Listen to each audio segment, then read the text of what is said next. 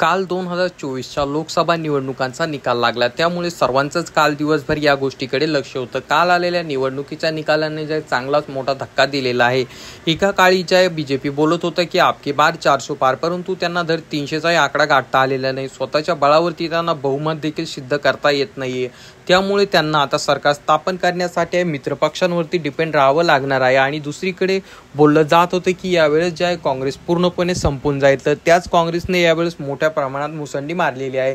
काँग्रेसनी मुसंडी इतक्या मोठ्या प्रमाणात मारली की महाराष्ट्रामध्ये तर जवळपास त्यांच्या 14 जागा स्वबळावरती निवडून आलेल्या आहेत आणि त्यांच्या ज्या जागा निवडून आलेल्या आहेत त्या थेट बीजेपी सोबत लढत असलेल्या त्यामधल्या काही जागा होत्या, त्यामुळे या गोष्टीकडे खूप मोठ्या प्रमाणात वेगळ्या नजरेनं पाहिलं जात आहे। परंतु त्याचसोबत 2024च्या लोकसभा निवडणुकांमध्ये आपल्याला एक वेगळं गणित देखील पाहायला मिळालं, ते म्हणजे आंबेडकर घराण्यातून 3 सदस्य उभे राहिले होते। बाळासाहेब आंबेडकर, आनंदराज आंबेडकर व त्यासोबत भीमराव आंबेडकर हे तिन्ही बांधव जे आहेत या निवडणुकीमध्ये उभे राहिले होते। 2024च्या लोकसभा निवडणुकांमध्ये ते उभे राहिले होते। तर आजच्या या व्हिडिओमध्ये आपण पाहणार आहोत की या तिन्ही बांधवांनी किती मते घेतलीत। परंतु तत्पूर्वी तुम्हाला विनंती असेल की चॅनलवर नवीन असाल तर चॅनलला नक्कीच सबस्क्राईब करा। सर्वप्रथम बाळासाहेब आंबेडकर हे महाराष्ट्रातील अकोला जिल्ह्यातून उभे राहिले होते। त्या ठिकाणी त्यांच्या विरोधात बीजेपी व त्याचसोबत काँग्रेस या दोन्ही पक्षांचे उमेदवार उभे होते। तर या ठिकाणावरनं बाळासाहेब आंबेडकर यांना जवळपास 2,76,747 मते मिळालेली आहेत।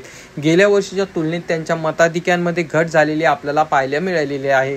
बाळासाहेब आंबेडकर यांचा या ठिकाणावरनं पराभव झालेला आहे आणि त्यांचा पराभव जवळपास 1,80,283 मतांनी झालाय, त्यामुळे या गोष्टीकडे खूप वेगळ्या नजरेनं पाहिलं जात आहे। या ठिकाणावरनं बीजेपीचे अनुप धोत्रे हे विजयी झालेले आहेत। त्यांचे वडील देखील गेल्या 4 टर्मपासून या ठिकाणावरनं खासदार म्हणून निवडून आलेले आहेत, परंतु यावेळेस त्यांची तब्येत खराब असल्यामुळे त्यांच्याऐवजी त्यांचे पुत्र असणारे अनुप धोत्रे यांना उमेदवारी देण्यात आली। तर दुसऱ्या नंबरवरती येतात आनंदराज आंबेडकर हे जे आहेत रिपब्लिकन सेनेकडून उभे राहिले होते, जे की त्यांचा स्वतःचाच पक्ष आहे। ते महाराष्ट्रातील अमरावती लोकसभा मतदारसंघातून उभे राहिले होते। तर त्यांना जवळपास 18,793 मते मिळाली आहेत आणि त्यांचा पराभव जो आहे जवळपास 5,07,478 मतांनी झालेला आहे। तर 3 नंबरवरती जे आहे भीमराव यशवंत आंबेडकर हे उभे राहिले होते। ते ग्लोबल रिपब्लिकन पार्टी या पक्षाकडून उभे राहिले होते, परंतु ते जे आहेत पंजाबमधून उभे राहिले होते आणि पंजाबमधील होशियारपूर या ठिकाणच्या मतदारसंघामधनं ते उभे राहिले होते। त्यांच्या विरोधात आम आदमी पार्टीचा उमेदवार राजकुमार हा निवडून आलेला आहे आणि या ठिकाणावरून भीमराव आंबेडकर यांचा जो पराभव झालेला आहे तो जवळपास 3 लाखाच्या मतांनी पराभव झालेला आहे।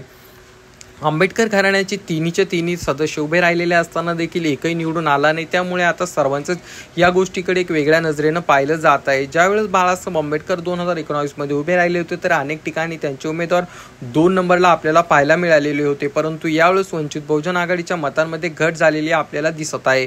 तरी तुमचं याबाबत काय मत आहे खाली कॉमेंट करून सांगा आणि दुसरा व्हिडिओ तुम्ही कुठल्या टॉपिकवरती पाहू इच्छिता ते देखील सांगायला विसरू नका। आजच्यासाठी एवढंच, धन्यवाद मित्रांनो।